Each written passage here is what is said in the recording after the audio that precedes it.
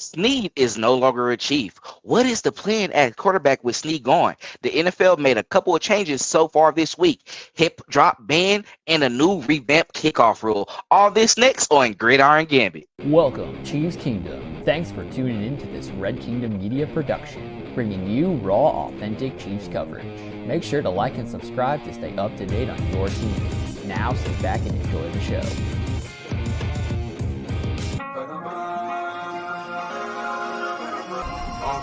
Let's work. Hey. What's up, everybody, and welcome back to another episode of Gridiron Gambit. I am your host, Dale Fowler, along with my partners, Clinton and Lonnie. How y'all doing today, man?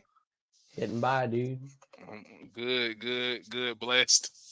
Hey, for real. Hey, really, we need to just pray for my guy, Clinton, man. He going through it, a little bit. Let's uplift him, need to get that sickness out. But we got so much to talk about. He said, nah, I got to be here right now and go ahead and get into it.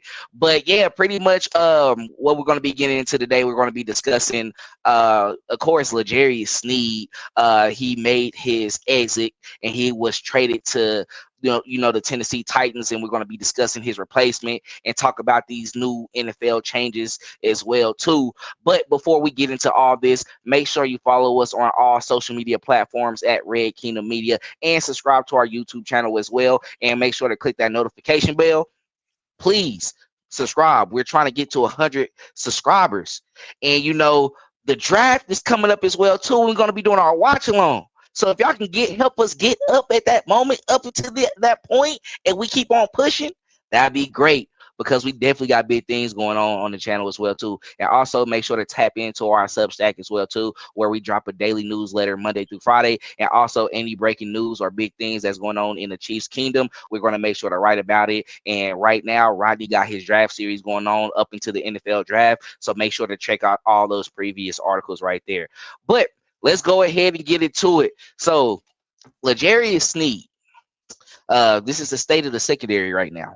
Friday night, L'Jarius Sneed was traded to the Tennessee Titans for a 2025 third-round pick and a pick swap in the 7th round for this upcoming draft. He also agreed to a 4-year deal worth $76 million and also $55 million guaranteed. We gave our initial reaction that night of that after we did our episode with Rodney for the draft series. Make sure to go check that out.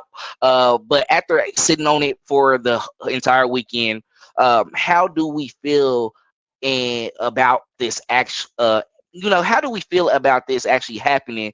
And do you all believe that we can possibly see a decline this season with the DB? So Lonnie, let's start with you first. How you feel about it? Yeah, so of course I wasn't an advocate for the move at first when it first happened. But hearing all the details that came out after the move, as far as being almost compensated for a second, but having to wait another year or two, possibly to get the 2nd round pick and just different things of that nature. Just kind of understanding that there were kind of a lot of different stipulations in it that were coming along with this trade. I think it ended up being probably the best possible deal that they could make for L'Jarius Sneed, to get him what he wanted, to get him to a place that's a little bit closer to home, give him the deal that he wanted, someone to pay him, and free up some cap space for themselves. So I like what the Chiefs have as DBs. I don't want to say it's going to be a catastrophe or any drop off. The Chiefs went and drafted 5 DBs that all played in really important games, all played in the AFC Championship, have all played in the Super Bowl, and have all won Super Bowls, and been impactful on the roster, on the Super Bowl team, not only on defense, but also on special teams. Jalen Watson, but also making plays in the playoffs. Jalen Watson, and then Jalen Williams even covering OBJ down the stretch this year. So I look forward to see what the Chiefs have coming, but I don't think it'll be any decline in their play, being that they drafted the Fab Five. We got some guys in there like Nazeeh Johnson that'll be able to come back and get. Hopefully, we'll see him get a crack at some stuff. They said he was doing really good during the training camp. The only thing that scares me about this situation is that we kind of do this a lot with the Chiefs with the internal thing, but I think we have a lot more hope here and a lot more promise with these DBs, especially seeing who they've been and the track record that they have. And we'll definitely talk about that a little bit more in our next topic. Clinton, what's your thoughts? I think like you teased, having a full weekend now to sit on it. I don't think there's anybody fully thrilled with the return. and you're asking to have faith in the coaching staff and the front office to continue to throw talent at that position or continue to show faith in the players that you've already drafted in that position. I think something that really stands out in my mind is this is going to be the first opportunity where we see Trent McDuffie fully as the number one corner. No debate about that. And then to have reliance on everybody else. We already saw, Jalen Watson and Joshua Williams already have that playing time because of McDuffie going down so early in that first initial season. Mm-hmm. So this is the first time we're going to see McDuffie without Sneed directly on the field with him. So obviously we see what happens when you have a full season with Sneed. You have an all-pro nomination. So now all the onus is going to be on McDuffie's shoulders to say, even if everybody else in the room has issues, you are still the guy that is all the trust and pressure on. Number one, wide receiver, guarding, shadowing, all the superlatives about it. All the pressures on McDuffie 100%. And I think that's good in a way, but now he's already been in the league 2 full seasons, coming into a third, but that first year he didn't really get to play much and get into the swing, kind of like a Mahomes redshirt year, so to speak. So obviously the high point of McDuffie is all pro. So here's hoping that he does that with essentially being the number one, but it'll be a storyline to watch about how the rest of the room now has to adjust with L'Jarius no longer being there. All right. I think both of you made great points, and really, I think we're all coming from a level-headed, mindset now, especially with this happening. But at the end of the day, I feel like we all were prepared for this gut punch anyway because they presented it to us. So honestly, my initial reaction is nothing because I've been expecting it. You see Lonnie over there mad. Nobody want to listen to me though. I told him to get ready once he started going crazy, he was having this year, and they start talking about money. I knew it was going to be hard because you was going to have this debate with the Chris Jones situation. Guess what happened? He ended up getting paid. Guess what they just told you? Hey, I'm going to go ahead and value this position a little bit more because you want to know why, fellas? Because Spags and Dave Merritt are defensive back specialists, and each person that y'all saw come in became something. We could have made Marcus Peters a better cover cornerback messing with them. What I'm seeing right now, he changed Charvarius Ward, a guy that we brung over from the Cowboys, was like a lower round pick, wasn't getting any time like that either. Brung him over. He had to end up starting towards the end of the season, and then he became a full-time starter. And now he has a bag in San Francisco. Sneed was drafted in the 4th round, was a nickel dime back, just like Trent McDuffie, who we were just talking about, who is an all-pro now. Thank you for getting him that all-pro because you definitely did your job on the outside. But, Sneed didn't get the all-pro at that position. He just did good, made a lot of plays, got some interceptions. But, at times he was still growing into that guy. But guess what? You guarded literally all the number 1 wide receivers this season, and nobody scored on you into the playoffs. You got you paid. So I think what they're saying right here is we can bring these guys in. We have our number 1 guy already that we drafted in the 1st round, who we expect to reach this level. We'll talk about that more. You have these other guys as well too that you're going to like we said, they've been playing since their rookie season, been getting clocked. and they played in 2 Super Bowls and won 2 Super Bowls. I think they have confidence with Justin Reed back there to where they will be able to hold it down. They're not going to be the liability on that side of the ball, which they weren't all season. They did their part and they held their own. So it's sad to see L'Jarius Sneed go. And I really hate to see him go because I really grew to actually enjoy him, and I love his personality. I love what he did for the team as well too. He's someone, he was making his rounds before he was going. Everybody talking like he going everywhere, he out all this. Now he was just making his rounds goodbye. I respect that because he spent 4 years here. We was here with him when his brother passed away with that incident that happened up back home and everything like that. We held him down. Every time they won a Super Bowl, his people in his block was there to support him and bring him in. I think he loves us. But it's just at the end of the day, this should show everybody that the cap is real and you have to make decisions. I'm a big advocate of it. Just like the players have to play throughout the season, the GMs, they have to play in the off season and throughout the season as well too, because they got to make these tough decisions that we don't want to make.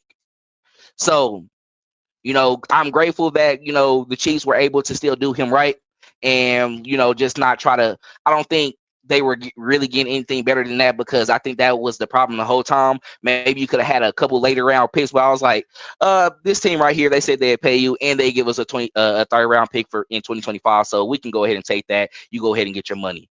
But before we go ahead and move on and actually talk about what's the plan for them to replace L'Jarius Sneed, any other thoughts y'all got to put out there before we go ahead? I'm not mad. You never liked L'Jarius Sneed from the get go. Let's let that be known right now. You wanted him to be gone. Nah, bro. But No. But I think you were on the more realistic side of things, which is fine. And you are right. The cap is absolutely real, but we haven't had, like I said, I'm a big advocate for Brett Veach. We haven't had any Brett Veach moves come back to bite them yet. So we are yet to see how this Brett Veach move unfolds. It's going to take 2 years to really see the fallout from this trade. So we are still yet to see what is to come, but this one may be the one that bite his hand. We never know. It's same could be said about the Tyreek Hill trade at the time, and I think the critique about both the trade then and the trade now is you're not entirely happy with the draft compensation you did get. You assumed that you would receive more, and then when they made those moves, they did it at a period of time where free agency dried up. So what's the point of saving this money? Well, it's money to carry into the season or be able to guarantee money next year, or what it's making these money moves that, to Chiefs Kingdom is not very fancy and goes under the radar, but are these other business transactions that need to take place. But it's clear that Clark Hunt does not care about flashy. It just cares about the results, and they're getting the results. And they've been able to keep getting results with the talent and effort that they have in various positions. So that's what they're banking on going into this draft and finishing the season. Is who knows how long they had planned to have life without L'Jarius Sneed, because all the talk is they wanted to keep him, just like Tyreek. All the talk is they want to keep him until the money is so much, and then all of a sudden they don't want to keep him.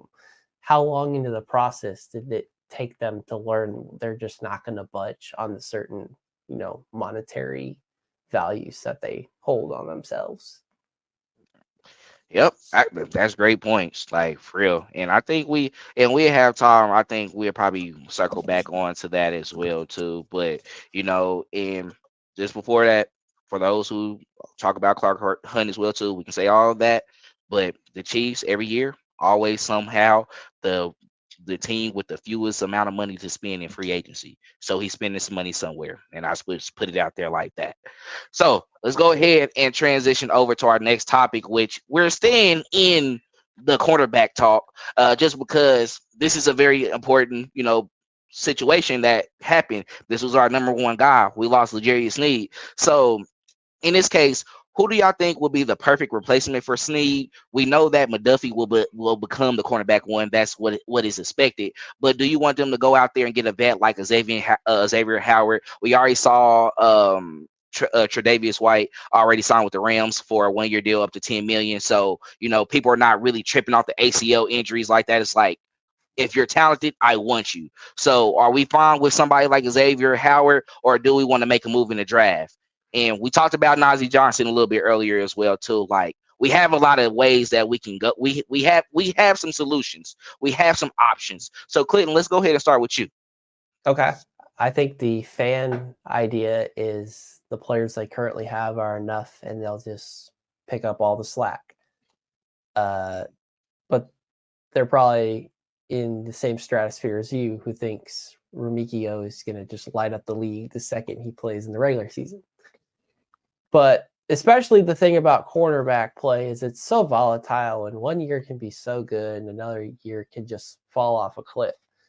So knowing that, if the Chiefs weren't going to be willing to financially invest in L'Jarius Sneed, and they didn't necessarily get the draft capital back this season to accommodate such a loss, they must have a plan.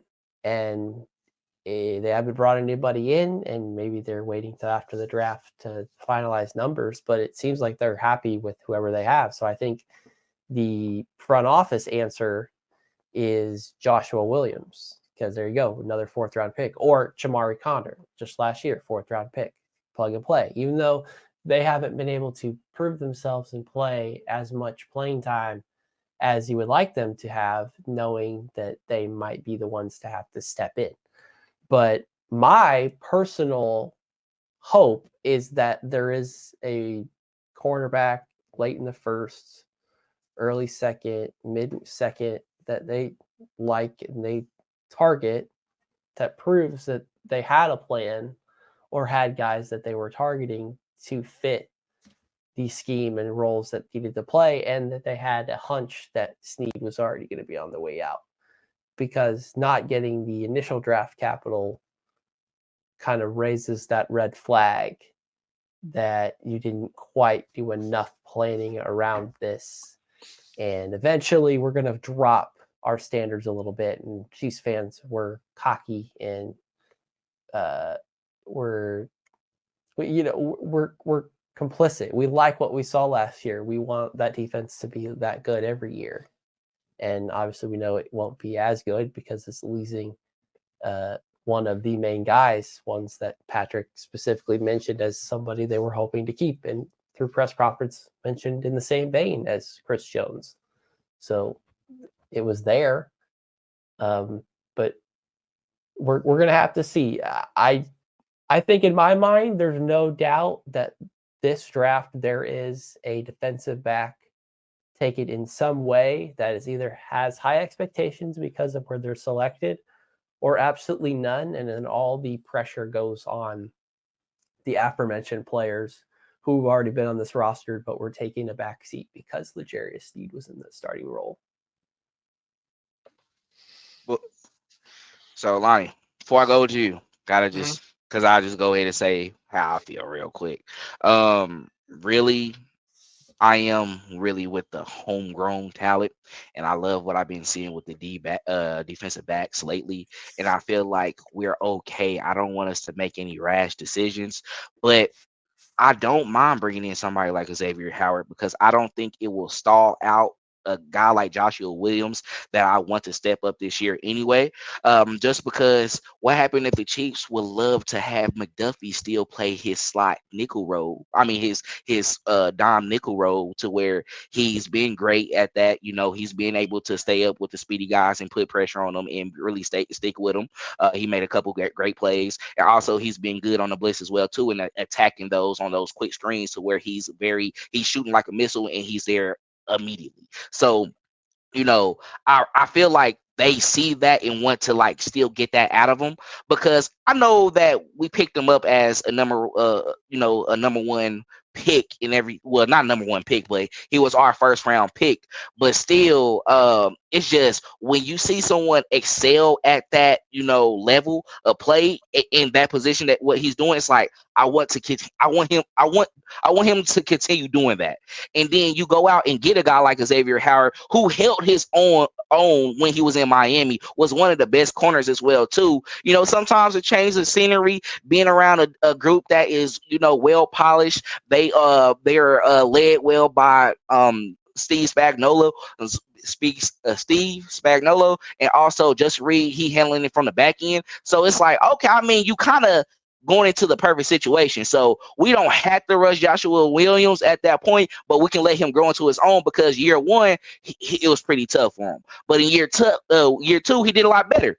He had a better year, and he got out there a lot more as well too. Actually played a little bit more than Jalen Watson, to be honest, who we end up going into in his rookie season. So it's just like, I mean, I think I'm okay with, let's go get a vet. If we want to pick somebody in the draft, we can do that, but I'm not really too worried as much. And if we just leave it alone, we when we go with what we got. So I'm fine either way. But Lonnie, how you feel? Yeah, so I'm with you on that as far as just sticking with the homegrown talent. I like what we have here. I feel like that room is kind of loaded when I go through some of the guys that I just know. Just like they picked up Shamari Connors, you got Joshua Williams, you got Jalen Watson, and then you got guys like Nick Jones, who played a little bit of special teams, but was absolutely showing out during training camp, and just showing his ability to blitz and cover tight ends, do different things. Also, I think in the slot as well. So I'm not really too particular on going and just loading the room up. You can, if you want to, and make some competition in there. That's always going to bring the best out of guys, I feel like. So I feel like if you do go at a vet like Xavier Howard, or I guess J.C. Jackson is still out there as well, but he's older, I think. You do go add a vet to that room. I feel like you just increase competition. I don't think like I said, I don't feel like either one of those guys, Joshua Williams or Jalen Watson's position, is at jeopardy at all. As far as being that guy next to McDuffie, I feel like it's kind of set for those guys to be the next guy. It's kind of just like an unwritten, I don't know how to explain it, kind of like you're gonna take over type situation. We kind of already see where it's going. So like I feel like it would kind of be slighting them at this point, being that they're two-time champions, to not even give them a chance to be that number 2 corner opposite of McDuffie. But I look forward to be a lot of competition in that room, just period. Those guys have been good. Like, we can't slight them in the slightest way. That was the weakest position on our team until we actually drafted all 5 of those guys with L'Jarius Sneed. So we got to give our hats off to them. And I feel like we at least got to give them a shot, give them to the middle of the season. I feel like that's what the Chiefs will do, just like they did with Rashard Fitton and the boys who were here just before we went and drafted all of those guys. I think they'll give them a shot. So it sounds like both of you guys, if I was to ask the question, are you totally satisfied with how the defensive back room looks right now without any more moves? Both of you guys would give the thumbs up, even knowing that we are in worse position now than we were a week ago before we traded L'Jarius Sneed. We fine. I'm not even going to take that far. All right. So we don't even have to. Yeah. So you're saying the Chiefs don't even have to use a draft pick on a defensive back for you to feel totally fine about this season? No, because I can label off without even saying Nazeeh Johnson. I can go. Because I'm saying I can label it at least 1 or 2 more. I mean, I can tell you one thing to have faith in the guys. It's another thing to have faith in them and not to have a backup behind them to hopefully have this untapped potential unshowed. Because that is the one thing about cornerback play, is you could be so good one week and then just fall off a cliff the next week. Can I say this though? Next year. Can I say this real quick though, Dale? I don't think you have to be a corner to play corner for Spags at all. That's why I said I feel like those guys that we named, Nazeeh Johnson, Nick Jones, any of those guys, I feel like are gonna, like he said, like Sneed was a safety before he came here, and he was turned into a corner. He was actually doing exactly what Shamari Connors does, and he did exactly what Trent McDuffie does. I think it's a factory. I think that's what it is. I feel like you come in and you play defensive back for Steve Spagnuolo. He finds out what you do good, and if you're good at a lot of different things, that's what you'll be. This DB University, I was telling people, that's cool that you got the names, all right, you got the Ramsey of the world and all that, but what he built and what people really saw from this group this year, they really evaluate, look like, no, these boys was out here balling. Even if the pressure wasn't there, they were still making the quarterback hold the ball longer than that. They say you're only as good as your defensive line. They said, no, we're as good, and we can still keep on to them the whole time until they get there. And I think they was doing that without Sneed as well, too, because everybody had to play their part.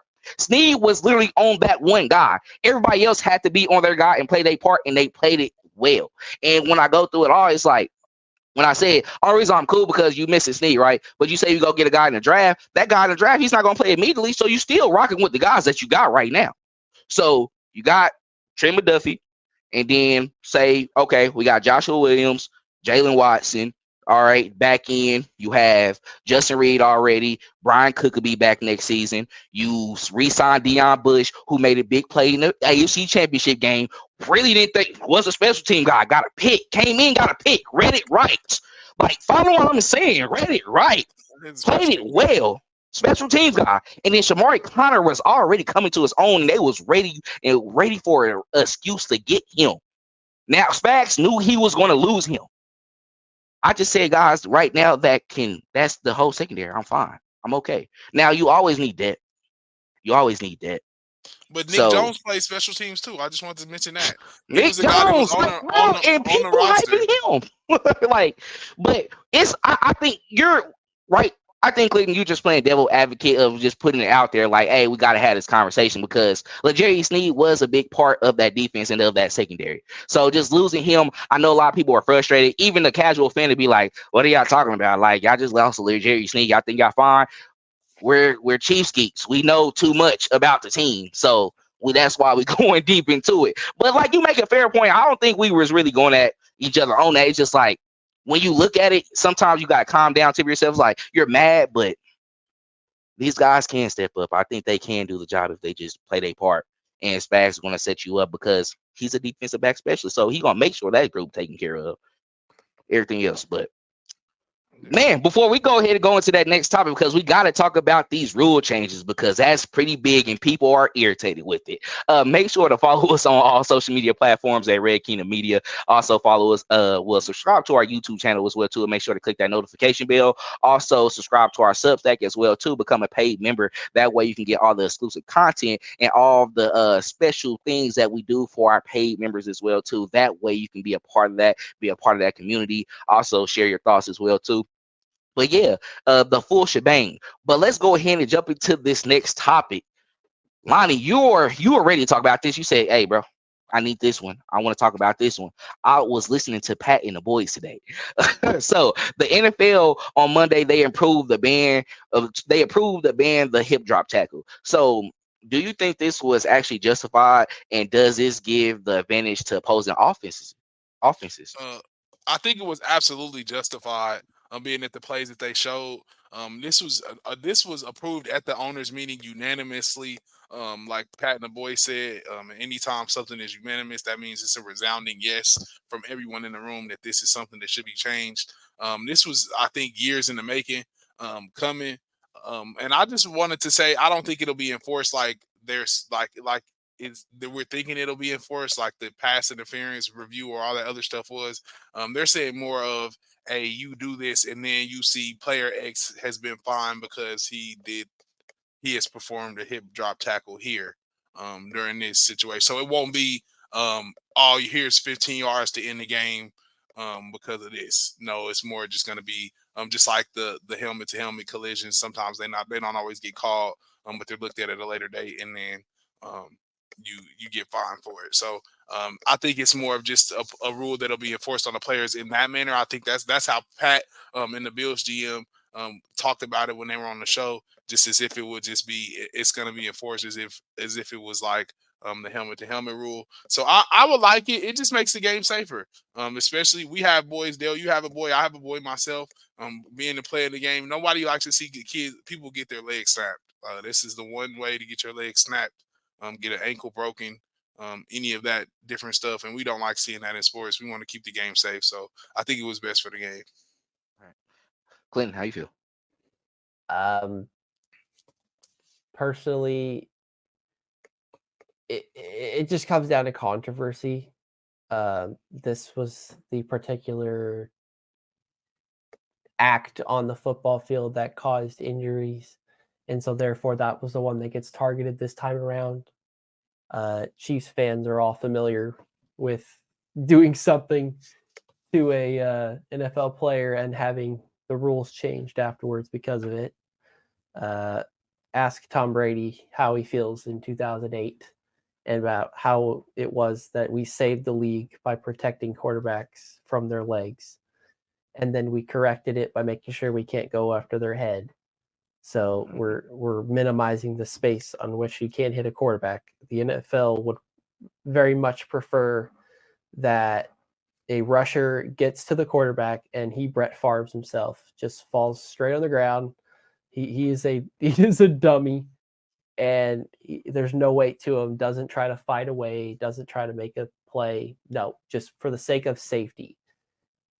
There is no way you are going to make tackle football safe. It's just impossible. I think, unfortunately, we as a society have to acknowledge that and just recognize the risk that comes with it. And we just clowned the Pro Bowl for being flag football and not looking real either. So it's clear what we want to see happen. So the NFL every couple years is going to try to make sure whatever just got some players hurt directly on the field doesn't happen again. Obviously, they don't care enough for their turf to get taken out, but that's a whole other issue. There's no winning. So yes, if you're a defensive player, what else is there to do? Eventually, it's just be able to immediately get a guy's back to touch the ground.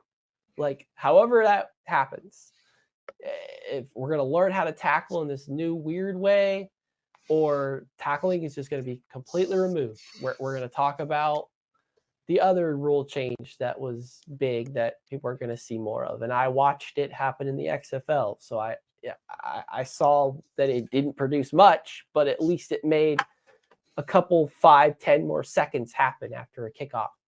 This, you're put in a bad position. If you're Isaiah Pacheco running at somebody, how are you making a tackle where you don't have momentum to help bring number 10 to the ground? How do you do that? I don't know how I would do that, and I don't know how coaches would tell you how to do that. But frankly, it's ridiculous. The NFL just overreacts to things that happen, and they try to point fingers and say, well, rugby does this. Rugby doesn't wear pads. Rugby doesn't go as fast as football does.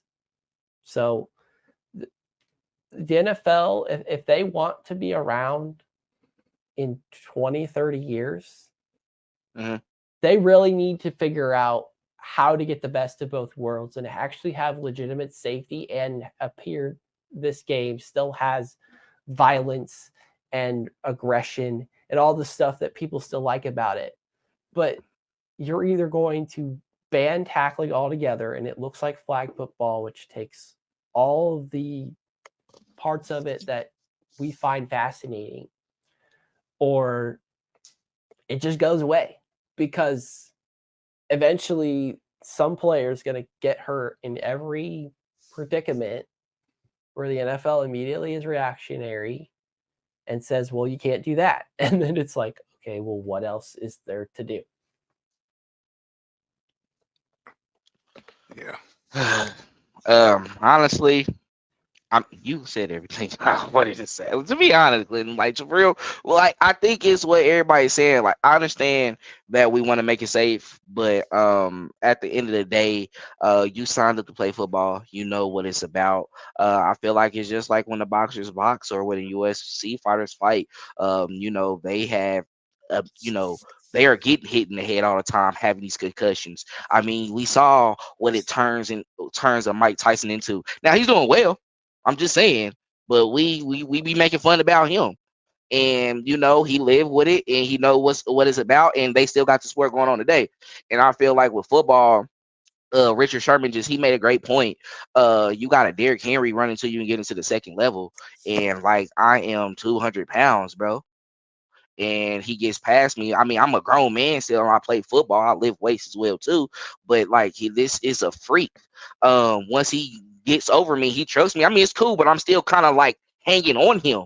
Like, we gotta drag down his weight so we can bring him down, because I'm not gonna let him go score. And this is where it comes to where it's like, you're making us at a disadvantage, because honestly, you want more points on the board for the entertainment of football. So the league, just put it out there, y'all are on that. I don't know a better. I mean, yeah, they're gonna have to adjust. But I was telling people today, it's gonna be a lot of penalties. Don't expect it. Don't get mad for people doing it, making this tackle as well too. They're gonna have to get used to it, because I saw the little video that they played in the presentation. Bro, they had Justin Reed on there 5 times in an angle more than anybody, and his like Mark Andrews tackle was the one that really set it off a little bit more. In the other ones, like, See, yeah, Tyler Boyd didn't even get hurt. Like, they using the championship team as, yeah, they got an advantage for this. You know, it's like, come on, bro. What were you wanted to say, Lonnie? But yeah, I tag it back to the one that was in Jacksonville. I mean, the one Jacksonville had on Mahomes, that was in the pocket, kind of just like almost derail his whole playoff movement. Nevertheless, I feel like that's why I feel like it's something that kind of just has to. We got to figure out something else with this type of. When I think it's like Pat McAfee said, the unloading yourself. Anybody unloading somebody's body weight on the back of somebody's body and like falling on their legs, like you're asking to snap somebody's legs. It's kind of like you don't want it to not be in the game, because like you said, we are kind of making it patty cake. But we can if we can find some better ways to tackle other than grabbing somebody and just like putting all our body weight and dragging them to the ground, because they got rid of the horse collar already, so like they already don't want you really pulling. But that being like there forever though, like that's obvious. But that's a reason they got rid of it too. It's because of the injuries and what it was doing to people and how it was hurting people. So the unloading of your body weight on the back of somebody's legs is like I feel like is Mark Andrews is just a prime example, and even like the Tyler Boyd, it did injure him, and then Mahomes, you got an injury there. So like I don't know if Tyler Boyd was injured. He got he got injured. If you watch the whole clip, he was injured after that. I didn't know that that injured him in that game. I think it was like a little bit. Yeah, it might. Okay. Yeah, it was the AFC Championship game, though. Right? Yeah. So, but I mean, that's some good points. But Mahomes' run was legendary just because of that as well too. Like, he got hurt, came back, finished off. They won that game. You know, next round, fought through it against the Bengals, a team that been whooping our ass the whole time. Won that game. Super Bowl, he put 38 points up on the board.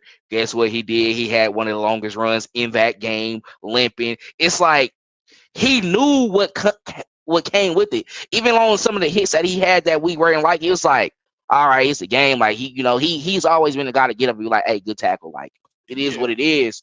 But I just maybe I was a cheater growing up because I was smaller and I was on the line and like I was taught to like do certain things to like win, like to win my battle. Sound messed up. The ones who might judge, I don't know if y'all play football.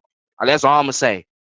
It was this big. Yeah. It was a girl too. I'm not gonna lie. She was with my ass, bro. I had to do something, bro. Literally.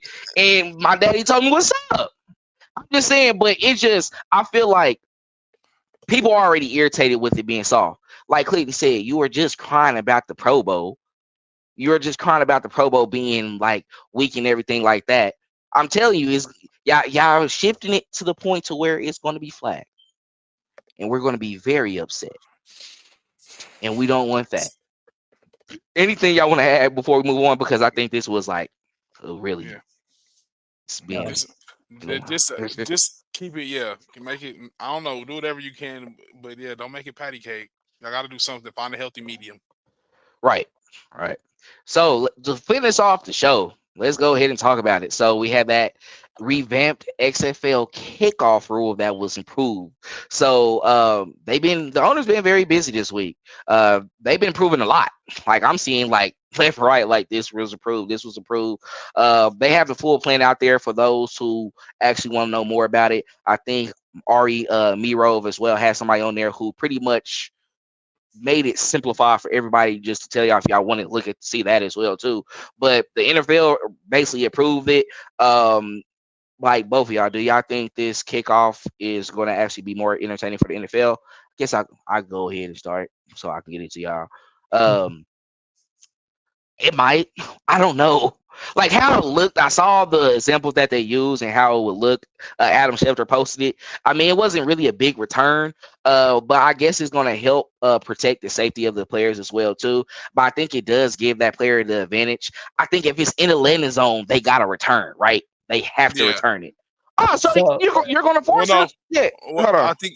I think they have to. I think the goal is for the kicker to get it into the landing zone. If I'm not, that's correct. Okay. That's correct. So I am a football junkie enough to have watched full-length XFL games last season to know how this worked. So basically, how you think of it is everything about the kickoff and where they line up. Everybody is now facing each other at the 25-yard line. Okay. And you are the kicker, and your job is to get it somewhere between the 1 and the 25.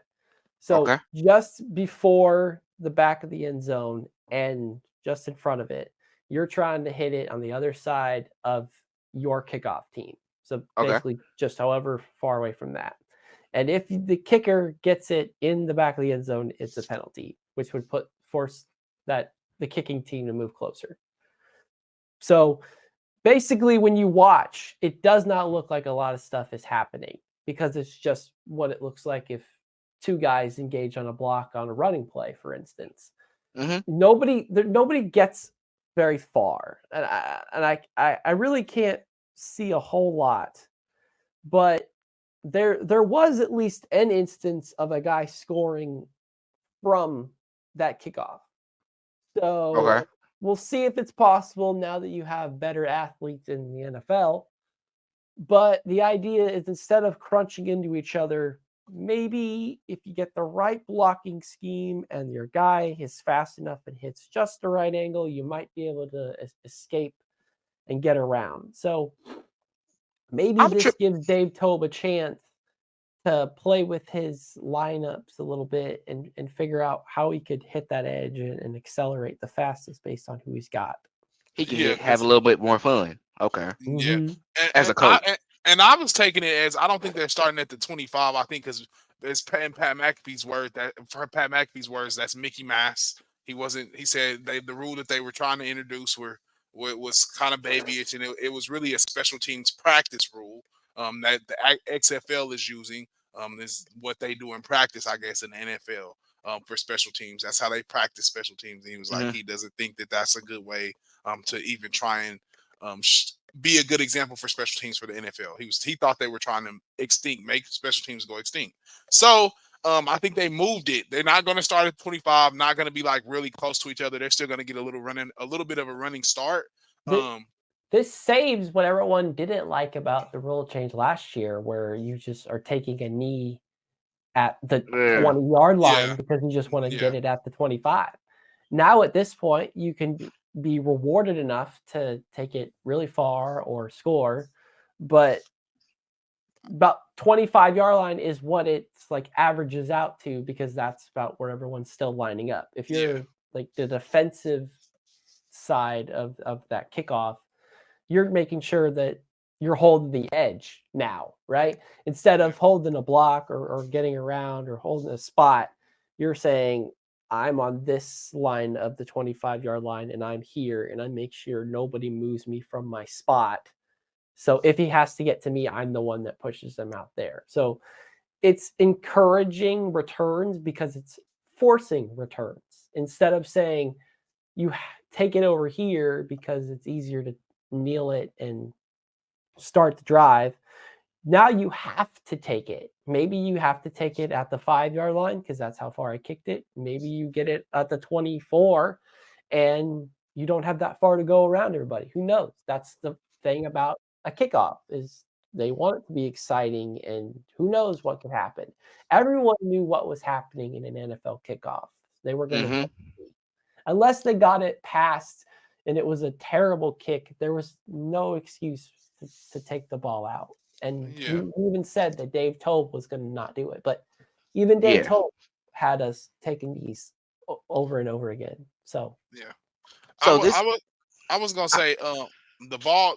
I heard that the ball touched in the back of the end zone. It goes to the 30 now. I think that's like the biggest rule change, biggest one part of the rule changes that I heard as far as the kickoff.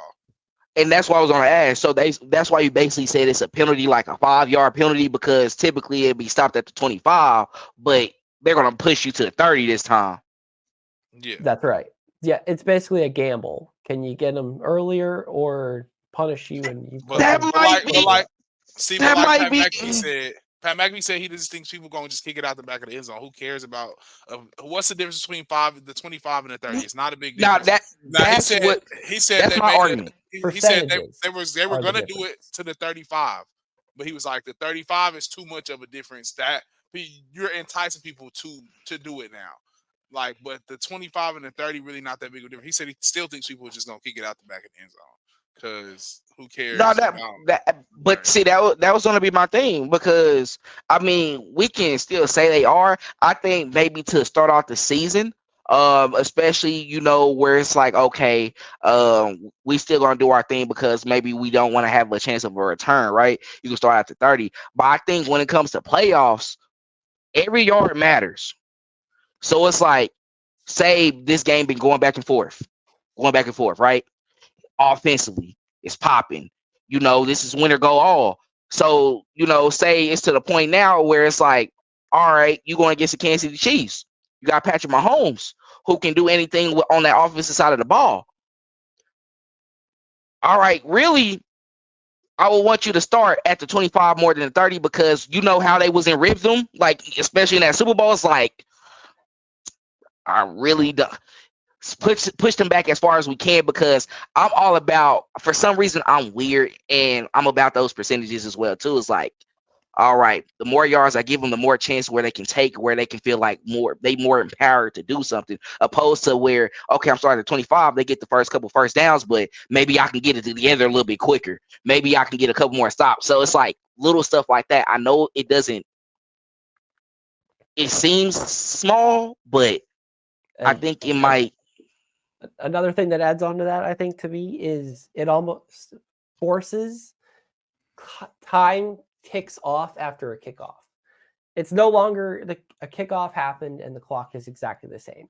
Mm-hmm. At this point, you're forcing some seconds to come off the clock, even if you just catch the ball and go out of bounds. But now if you're the receiving team, you don't want to do that. You obviously want to take it as close as possible. So now you have the incentive to continue to move the ball forward and actually have a return, instead of there's 13 seconds left, so I'm taking a knee at the 25 to just give the offense the ball at the same spot with the same amount of clock. Now I don't see a way that you can have zero time come off. So that's another game plan thing. I'm a big fan of any time the last 2 minutes of a game are not treated as so special compared to the other 58 minutes that were added on. I don't think that the very end of a game should have all of this extra special stipulations placed on it. If you did not get the job done in all the time prior to the end of the game, then in my opinion, you didn't deserve to win the game just because you pulled it out at the very end. So I don't believe the end of the game should be this special case that the rest of the game didn't have the same rules about. So that's one thing I like about this, is now you'll feel that pressure. You just scored, your team is kicking off, there's 10 seconds left.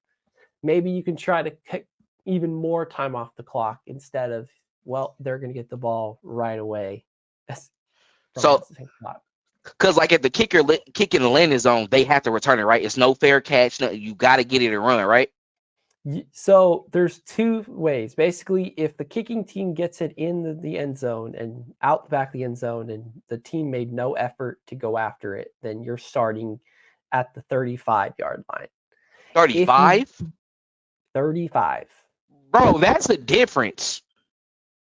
So that's 10 yards. If you hit it in the end zone and then you run up to it and it's downed, then it's placed at the 20.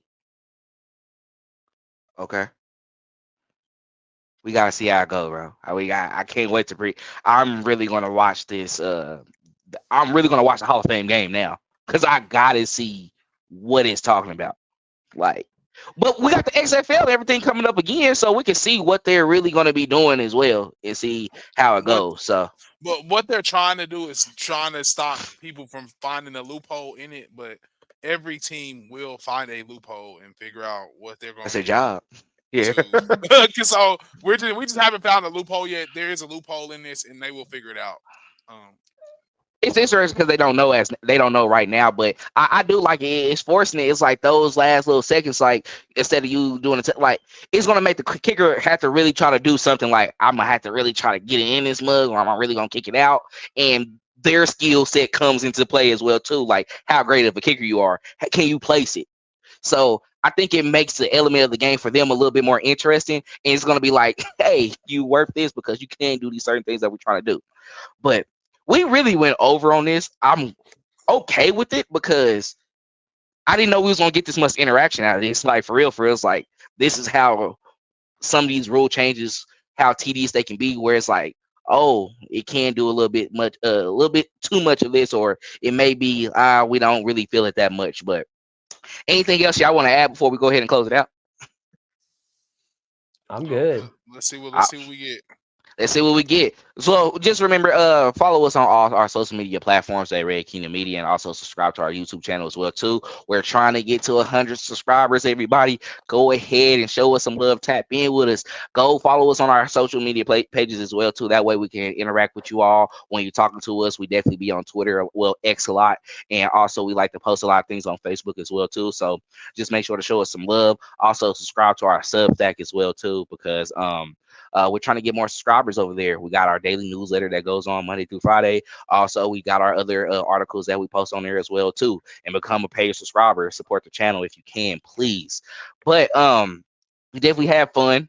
Don't forget to comment, like this video as well too. That way, once we see the comments, we can interact with you all back and have a good time with it. But hey, we enjoyed ourselves. I hope everyone have a great evening or morning whenever you listen to it. Just hope you having a great time.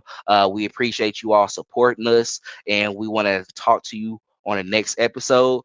As always, go Chiefs. Thanks for checking out this update straight from the heart of Chiefs Kingdom. We appreciate your passion, so please leave a like and follow us wherever you tune in from. See you next tailgate, your trusted source for all things Chiefs, Red Kingdom